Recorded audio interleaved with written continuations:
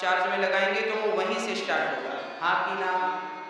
हाँ, बस आपका मरते समय मन जहां लगा तो दूसरा जन्म वहीं से स्टार्ट होगा जहां इस जन्म में आखिरी बार मन लगा था। कंप्यूटर वहीं से चालू हुआ जहां से बंद हुआ था।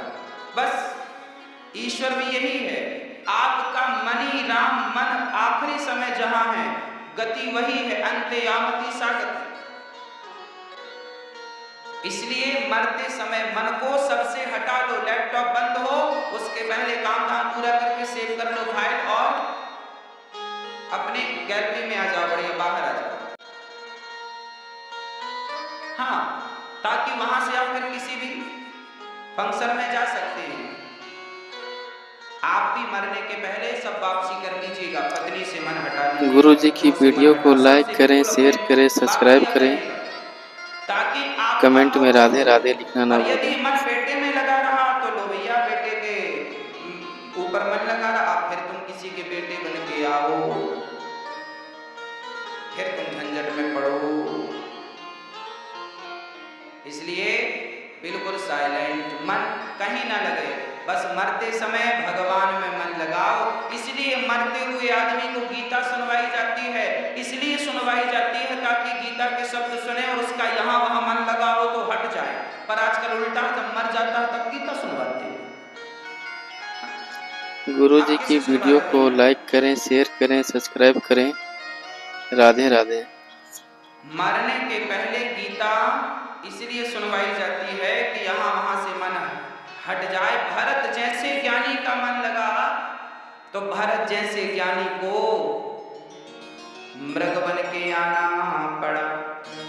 जंगल में लगी आग तो भरत जी मृग बन के आए थे, अब वो मृग बने थे, आग लगी तो उसमें जल गए, फिर तीसरा शरीर मिला उन्हें मनुष्य का। भगवान ने कहा कि तुम्हें एक मौका और देंगे मनुष्य बनाने का, अब तुम गलती ना करना नहीं तो गति बिगड़ जाएगी। अब भरत जी मृग बन के गए, उसके बाद मनुष्य बनकर आए। अब भरत जी बिल्कुल चुप रहते हैं, किसी ने गाली दी तो कोई उत्तर नहीं, किसी ने स्तुति की तो कोई उत्तर नहीं, बड़े चुप रहते, गुमसुम रहते, ना पढ़ते हैं ना लिखते हैं, कुछ भी काम भरत जी नहीं करते। भरत जी को पता है कि पिछले जन्म में मृग के चक्कर में गति बिगड़ गई थी, इस जन्म में भी गति ना बिगड़ जाए, इसलिए तब के खाए, तब खाई तो खाई, अब खाए तो राम दुहाई, अब नहीं करेंगे गलती। दूध से जली हुई बिल्ली भी छाछ को फूक फूक के, हाँ। गुरु जी की वीडियो को शेयर करें, सब्सक्राइब करें, तो आपसे ये गलती कमेंट में राधे राधे लिखना ना भूलें। आप भी मन कहीं यहां वहां लगाएं, मन भगवान के श्री चरणों में। अब भरत जी ने पूर्ण रूप से समर्पित कर दिया। पिता ने कहा गीता पढ़ लो, पिता ने कहा ये पढ़ लो वो पढ़ लो, पर भरत जी ने कुछ नहीं पढ़ा। भरत जी को पता था कि मैं पढ़ लूंगा और कहीं पढ़ाई का ही घमंड आ गया तो भी मैं उलझ जाऊंगा, शादी कर लूंगा तो कहीं सुंदर पत्नी का, सुंदर बच्चों का अहंकार ना आ जाए। आजकल माँ बाप को भी बड़ा अहंकार होता है, मेरा बेटा तो ये है, मेरा बेटा तो वो है, बेटे की अहंकार करे घूम रहे। बेटा कोई अच्छी पोस्ट में चला जाए, फिर देखो पिता को ऐसे चलता है। अहंकार पग पग में बैठा और वो ये समझते नहीं है कि भाई यही तुम्हारे सबसे बड़ा दुश्मन है। रावण जैसों का अहंकार टिका नहीं, तुम्हारा क्या टिकेगा। और याद रखना, गुरु जी की वीडियो को लाइक करें, शेयर करें, सब्सक्राइब करें, कमेंट में श्रीमन नारायण लिखना ना भूलें। दुर्योधन के घर भगवान ने भोजन क्यों नहीं किया? क्योंकि अहंकार था। विदुरानी के घर भोजन क्यों किया? क्योंकि अहंकार नहीं था। क्यों नहीं समझते लोग इन बातों को? और याद रखना, अहंकार केवल भगवान को नहीं, हमें भी अच्छा नहीं लगता, और आप लोगों को भी अहंकार अच्छा नहीं लगता। आपका कोई दोस्त आपसे अहंकार में बात करे, आपका पड़ोसी आपसे बड़ा एटीट्यूड में बात करे तो आपको अच्छा लगता है? बोलो। आपका भाई ही आपके सामने बड़ा ईगो में बात करे आपसे, आपको अच्छा लगेगा? अरे भाई, जब आपको अहंकार अच्छा नहीं लगता तो भगवान को अहंकार कैसे अच्छा लगेगा? जो व्यक्ति अहंकारी है वो भगवान के मतलब का नहीं। आप ये अपराध ना करिएगा। भारत जी बिल्कुल चुप हैं, कोई उत्तर ना शादी करते हैं ना गृहस्थी, ना हैं ज्ञानी पर बोलते कुछ नहीं है, क्योंकि उनको पता है कि बोलने में कहीं ना उलझ जाए। भारत जी बस उनकी भौजाइयां बासी रोटी दे देती हैं तो नमक के साथ खा लेते हैं। एक बार भाभियों को वो भी महंगी पड़ने लगी तो भाभियों ने अपने अपने पतियों से कहा ये निठल्ला घर में बैठा बैठा खाता है, कुछ काम धाम तो करता नहीं। तो भाइयों ने खेत भेज दिया, जाओ धान बोती है चिड़ियों को उड़ाना। पर भरत जी बाजा बजा बजा के चिड़ियों से कहने लगे कि चिड़िया खेत भी राम जी का हो, तुम भी राम जी की हो, खाओ राम जी की चिड़िया, राम जी का खेत खाओ री चिड़िया, भर भर पेट हम बैठे हैं। चिड़ियों से खवा दिया। भाइयों ने आके 2 लाठियां जमाई, निकम्मा किसी काम का नहीं है, खेत में भी चिड़ियों को धान खवा दिया। घर से निकाल दिया भरत जी, घर से निकाल दिया। भरत जी को लगा अब भगवान की कृपा हो गई, अब मैं बिल्कुल संसार से बिल्कुल मुक्त हो गया। अब भाइयों ने भौजाइयों ने घर से निकाल दिया, पिताजी तुम चले गए थे भगवान के घर। अब भरत जी बिल्कुल जंगल में भगवान के भरोसे विचरण करते हैं। वो कहीं भी बैठ जाते हैं, सांप के बाजू में बैठ जाते हैं। उनको ये विश्वास है कि भगवान ने जितनी श्वासें दी हैं वो पूरी लेनी है, ये सांप डसेगा भी तो हम मरेंगे नहीं, क्योंकि उनको सांप से ज्यादा भगवान पे भरोसा था। ये क्या डसेगा हमें? क्या अर्थ है इनका? इनका अर्थ ये है कि जब भगवान के बनकर घर से निकलना तो बिल्कुल निडर होकर निकलना। याद रखना, जीवन में डरते वही हैं जिनको भगवान पे विश्वास नहीं होता। जिनको भगवान पर पूर्ण विश्वास है वो ये जानते हैं कि मारने वाला भगवान है तो बचाने वाला भी। क्या मारेगी मृत्यु? भारत जी बिल्कुल स्वच्छंद विचरण करते हैं जंगल में, कोई भय नहीं, कोई डर नहीं, कोई बाधा नहीं। एक बार जंगल के भीलों ने भरत जी को पकड़ लिया, तुम्हारी नर बलि चढ़ाएंगे। भरत जी बोले ठीक है। भरत जी को खाया, फिर खिलाया पिलाया, बड़े लड्डू खिलाए, पकवान खिलाए। भरत जी बोले वाह बढ़िया खिला रहे हो, खिला रहे। भरत जी खूब खाए। अरे भरत जी तो बिल्कुल साइलेंट थे, जो मिल जाए खा लेते हैं। खाया और माला पहनाया गले में। भारत जी को कोई ने खिलाया तो खा लिया, माला पहनाया तो माला पहन लिया। अब उन्होंने कहा चलो सिर झुकाओ, तुम्हारी बलि चढ़ाएंगे। तो भारत जी ने सिर भी झुका दिया। ये नहीं हमें मत मारो। काहे नहीं मारो, मारेंगे। भारत जी ने बिल्कुल खुशी से सिर झुका दिया, मार दो। अरे भाई देखो, जीवन में ना भयभीत नहीं होना चाहिए। तुम अपना सिर झुका दो, मौत होगी तो नहीं झुकाओगे तो भी मारे जाओगे, और मौत नहीं होगी तो झुका दिया है तो भी नहीं मारे जाओगे। कई बार एक्सीडेंट होता, हम सुनते हैं कि एक प्लेन क्रैश हो गया, गिर गया, प्लेन के सारे यात्री मारे गए पर कुछ रह गए। क्यों रह गए? जब सारे मारे गए थे तो ये भी नहीं पड़ जाते, क्यों रह गए? मतलब मारने वाला भी भगवान है और बचाने वाला भी भगवान है। मैंने पढ़ा था एक शिप के बारे में, समुद्र में डूबी थी, सबसे बड़ी थी, कोई नाम था, 1914 की बात थी। हाँ, टाइटैनिक नाम था उसमें 1500 लोग, लगभग 1500 लोग मारे गए थे, पर कुछ उसमें भी बच गए थे। हाँ जी, टाइटैनिक जहाज था, पानी में डूबा था, लगभग 1914 की बात है, लगभग, कंफर्म नहीं कह सकते, लगभग 1914 की बात है ये। टाइटैनिक में बहुत सारे यात्री सवार थे, बड़ा सुरक्षित जहाज बनाया था बनाने वाले ने। लोग यात्रा पर थे, पानी बर्फ की चट्टान से टकरा गया, एक्सीडेंट हुआ, 1500 लोग समुद्र में डूब कर मर गए, पर उसमें भी कुछ बचाए गए, कुछ मतलब 1 या 2। अब प्रश्न ये खड़ा है, जब 1500 मरे थे तो फिर 1-2 भी मर जाते। 1-2 क्यों बच गए? क्योंकि मारने वाला है भगवान, बचाने वाला है भगवान। बाल नवा का होता उसका, बाल नवा का होता उसका, जिसका रक्षक दया निधान, मारने वाला है भगवान,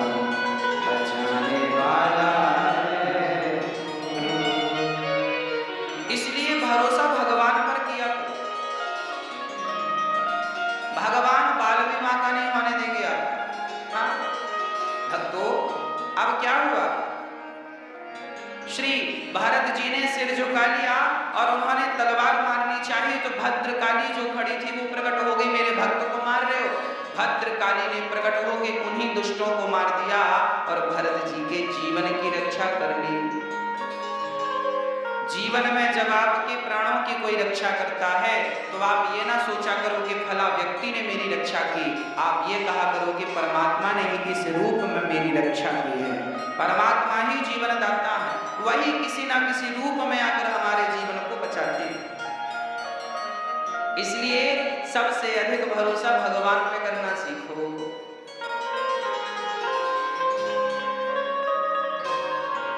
सबसे ज्यादा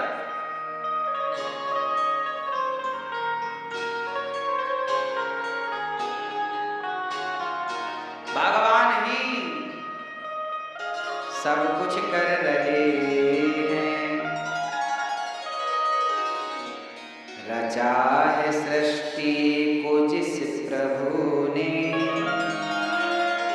वही ये सृष्टि चला रहे हैं।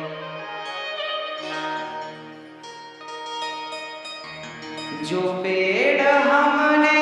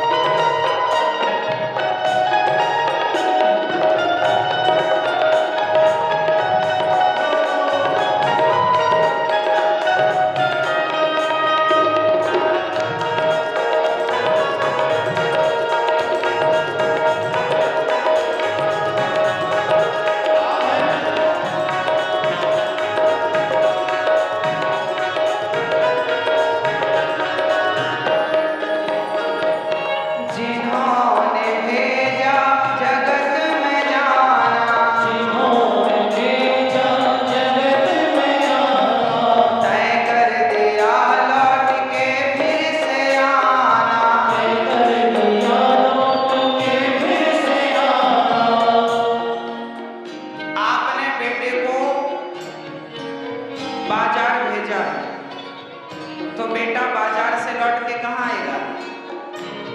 बोलो, घर ही तो आएगा। उसी प्रकार हम और आप संसार के बाजार में आए हैं और लौट करके जिस दिन तुम्हारा और हमारा जन्म हुआ था उसी दिन भगवान ने यह तय कर दिया था कि जा रहे हो, वापस भी आना है। पर यहाँ आकर लोग भूल जाते हैं कि वापस भी जाना।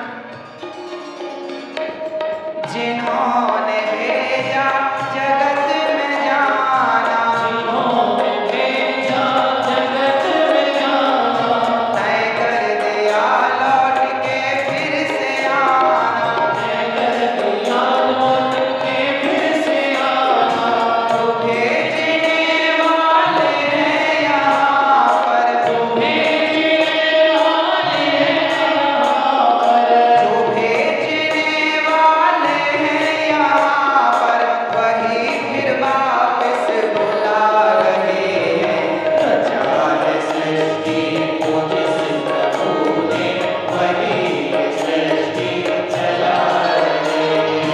रचा है सृष्टि को जिस प्रभु ने, वही सृष्टि चला रहे हैं। रचा है सृष्टि को जिस प्रभु ने, वही सृष्टि चला रहे हैं।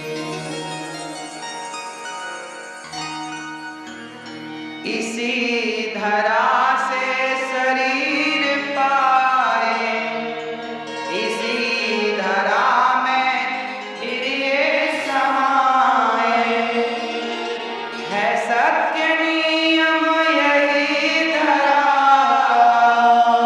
है सत्य नियम यही धरा। एक आ रहे हैं, एक जा रहे हैं। रचा है सृष्टि को जिस प्रभु ने, वही ये सृष्टि चला रहे हैं। जिन्होंने भेजा, जिन्होंने भेजा जगत में आना, तय कर दिया लौट के फिर से आना। जो भेजने वाले हैं धरा पर, जो भेजने वाले हैं धरा पर, वही फिर वापस बुला रहे हैं। रचा है सृष्टि को जिस प्रभु ने, वही सृष्टि चला रहे हैं। बैठे हैं जो धान की बालियों में, समाए मेहंदी की लालियों में। बैठे हैं जो धान की बालियों में, समाए मेहंदी की लालियों में। हर डाल हर पत्ते में समाकर, हर डाल हर पत्ते में समाकर, गुल रंग बिरंगे खिला रहे हैं। रचा है सृष्टि को जिस प्रभु ने, वही सृष्टि चला रहे हैं। इसलिए हम किस बात का अहंकार करें? जो रचे हैं वही चला रहे हैं। और हम तो यात्रीगण हैं। आज इस स्टेशन में हैं, कल उस स्टेशन में रहेंगे, है ना? परमात्मा ट्रेन की तरह, ट्रेन तो परमानेंट चलेगी अपने अपने रास्ते से। अब यात्री जो कल बैठा था वो आज नहीं बैठेगा, जो आज बैठा है वो। यात्री बदलते रहते हैं, ट्रेन कहाँ बदलती है? ट्रेन तो वही है। ईश्वर तो ट्रेन है और हम उसमें सवार यात्रीगण हैं। तो आज हैं कल रहेंगे नहीं, इसका भरोसा नहीं है, तो अहंकार किस बात का करें? जब हमारा ही भरोसा नहीं तो अहंकार किस बात का? इसलिए श्री भरत जी महाराज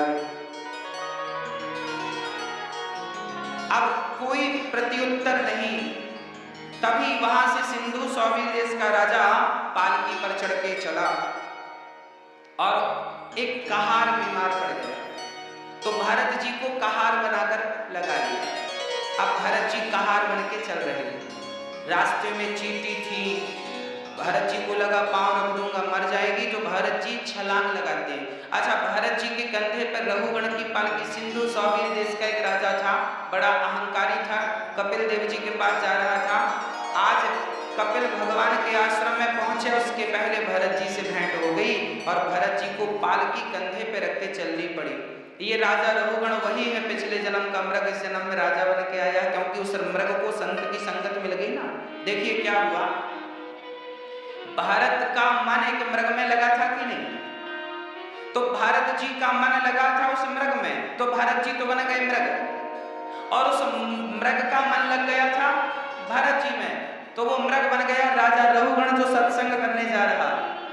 आपका मन जिसमें लगा है आपको वो बनना पड़ेगा। तो श्री भरत जी महाराज रघुगण को, राजा रघुगण जब चींटियों पे पांव ना रख के भरत जी ने छलांग लगाई, तो राजा रघुगण के पालकी सिर पे टकराए। राजा रघुगण ने कहा, क्यों रे, कौन है, ठीक ठीक नहीं चल रहे, उछल कूद कर रहे हैं। कहारों ने कहा, महाराज ये भर्ती हुआ यही उछल कूद कर रहा। तब भरत जी को उनके कहारों ने डांटा, हे भाई ठीक ठीक चलना, गलती ना करना, नहीं दंड मिलेगा।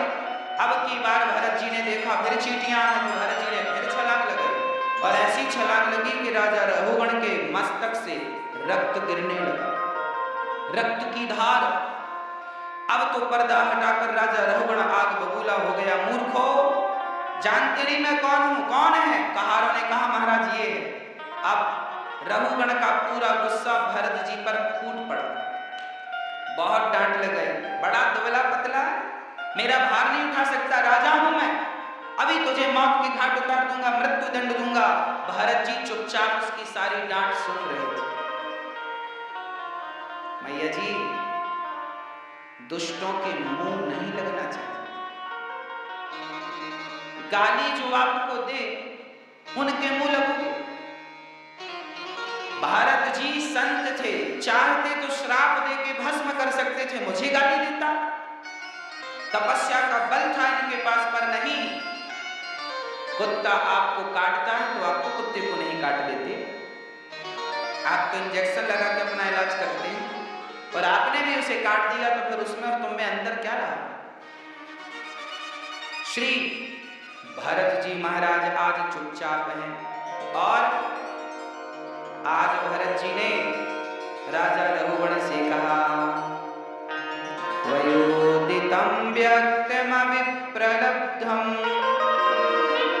भरतो समे स्यात् तद्वीरभार गन्तुर्यदि स्यात् अधिगम्य मत्वा श्रीवेतिरासौ न विदां प्रवादम्।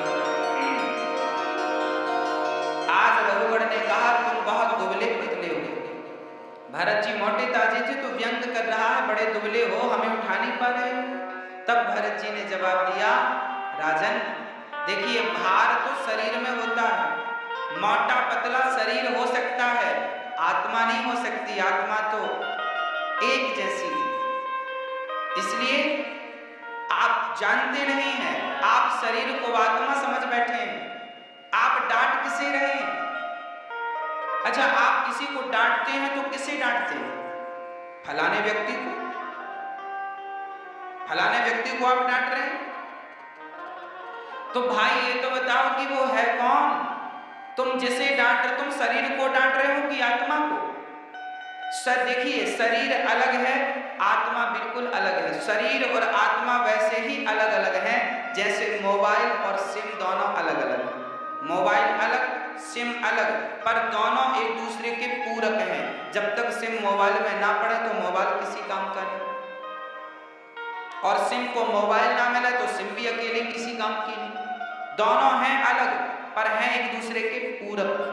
उसी तरह आत्मा सिम जैसी है, शरीर मोबाइल सेट जैसा मोबाइल है। ये मोबाइल तब तक काम नहीं करेगा जब तक इसमें सिम नहीं पड़ेगी, नेटवर्क नहीं होगा। वाईफाई नहीं होगा, नहीं तब तक कोई काम नहीं करेगा। उसी प्रकार आत्मा तो वाईफाई जैसी है, आत्मा सिम जैसी है। ये शरीर तभी काम करता है जब आत्मा होती है, आत्मा निकल जाए। अच्छा, जब आदमी मरता है आपकी भाषा में तो आत्मा ही तो निकलती है, शरीर तो ज्यों का त्यों पड़ा। आदमी के मरने के बाद क्या बिगड़ता है ये बताओ? आत्मा ही तो नहीं रहती, बाकी तो सब है। आंख कहीं नहीं गई, नाक कहीं नहीं गई। हाँ, मरने के बाद तो बाल भी बढ़ते हैं, नाखून भी बढ़ते रहते हैं। तो फिर आप रखते क्यों नहीं हो आदमी को? ये तो हमारा अपना था, अब रखो फ्रिज में संभाल के। क्यों जला देते हो? आप ही तो भेजते हो, ले जाओ। क्यों जलवा देते हो? क्यों दफना देते हो? उस व्यक्ति की वैल्यू तब तक थी जब तक उसके भीतर आत्मा थी। सीधी बात कहें तो शरीर की कोई वैल्यू नहीं है, वैल्यू तो उस आत्मा की है। और सच्ची कहूं तो तुम शरीर हो ही नहीं, क्योंकि तुम शरीर होते तो तुम तो तब भी थे जब मर गए थे, तब भी तो तुम्हारा शरीर अवेलेबल था, उपस्थित था, आत्मा ही तो नहीं थी। इसका अर्थ क्या हुआ? हम शरीर नहीं है, हम वही आत्मा है जो निकल जाती है तो लोग कहते हैं मर गया। ये अनिरुद्धाचार्य कौन है? शरीर नहीं हूं मैं वही आत्मा हूं जिसके निकल जाने से लोग कहेंगे मर गया। मैं वही आत्मा हूं। शरीर 5 चीजों से मिलकर बना है, पृथ्वी, जल, वायु, अग्नि, आकाश। इन 5 चीजों से मिलकर शरीर बना है और अंत में ये पांचों तत्व पांचों में जाके मिल जाते हैं। पृथ्वी तत्व पृथ्वी में, वायु तत्व वायु में, जल तत्व जल, अग्नि अग्नि में, आकाश आकाश। बचा क्या? आत्मा बची। आत्मा जाके परमात्मा से मिल गई, आत्मा परमात्मा में। फिर प्रश्न खड़ा हुआ कि तुमने जो पाप और पुण्य भोगा था उसका फल कौन भोगे? यदि आत्मा परमात्मा में मिल गई, शरीर 5 तत्वों में मिल गया, तो फिर तुमने जो पाप किए हैं इसका फल कौन भोगेगा? जो पुण्य किए हैं इसका फल कौन? फिर क्यों करता है आदमी पाप और पुण्य? क्यों डरता है पापों से? क्योंकि पाप और पुण्य भोगने वाला भी कोई है तुम्हारे भीतर। कौन भोगता है? आपके भीतर के पाप कौन भोगेगा? पुण्य कौन भोगेगा? बताओ, आप बताओ जल्दी से सोच के, फिर हम बताएंगे कौन भोगता है। हमारे भीतर एक चीज और है, मोबाइल में, मोबाइल तो है, सिम है, एक तीसरी चीज और होती है जिसे हम मेमोरी कार्ड कहते हैं। मेमोरी होती है कि नहीं? आपने मोबाइल से कोई चीज, आपने फोटो क्लिक की तो फोटो जाके सेव कहाँ होती है? चाहे फोन की मेमोरी हो, चाहे मेमोरी कार्ड होगी तो मेमोरी में। फोन के अंदर भी इंटरनल मेमोरी होती होगी, सेव मेमोरी में। मोबाइल का कैमरा फोटो को क्लिक कर सकता है, सेव नहीं कर सकता। सेव तो मेमोरी में होती है। वीडियो बन सकती है पर वीडियो सेव तो होगी मेमोरी में। ये कैमरे लगे हैं, कैमरे में भी किनारे एक मेमोरी पड़ी रहती है, मेमोरी में सारा डाटा सेव हो जाता है। हाँ जी, बस इसी तरह तुमने जो पाप और पुण्य किया है ना, ये तुम्हारी मेमोरी में सेव हो रहा है। ये मेमोरी क्या है? तुम्हारा सूक्ष्म शरीर, जिसे हम मन भी कहते हैं। मन को हल्के में मत लेना, यह मन ही तो जन्म मृत्यु का कारण है। सारा झंझट मनीराम का। ये जो मन है यही सूक्ष्म शरीर है। हमने जो भी पाप किए हैं मन में सेव है, पुण्य किए हैं सब मन में फीड है। जब हम मरते हैं तो हमारा सूक्ष्म शरीर, अच्छा सूक्ष्म शरीर क्या है वो भी मैं आपने कभी सपना देखा है कि नहीं? सपना देखा होगा तो आप अपने कमरे में सो रहे थे पर सपने में हरिद्वार चले गए। तो ये बताओ, सपने में आप हरिद्वार गंगा नहा रहे हो, ये कौन है जो गंगा नहा रहा है? कौन है? आप तो कमरे में सो रहे हो और ये हरिद्वार कौन घूम रहा है? कौन? आपका मन। आपका मन आपको वही स्वप्न का दृष्टा। स्वप्न का दृष्टा कौन है? स्वप्न का दृष्टा मन है और मन को ही विद्युत जन सूक्ष्म शरीर कहते हैं। ये शरीर हमारा स्थूल शरीर है, ये शरीर हमारा स्थूल शरीर है और मन सूक्ष्म शरीर है। ये तो यहीं जलाने के काम आता है, पर सूक्ष्म शरीर ही जाता है भगवान के घर और वहीं पर हिसाब किताब होता है कि तुमने कितना पाप किया और कितना पुण्य किया है। और जो तुमने पाप किया है तो पापों का फल तुम्हें कीड़ा मकोड़े बन करके, नाली का कीड़ा मकड़ी चमगादड़ ये सब बन के आना पड़ता। यही तो कर्मों का दंड है, नरक जाना पड़ता। और तुमने पुण्य किए हैं तो फिर तुम्हें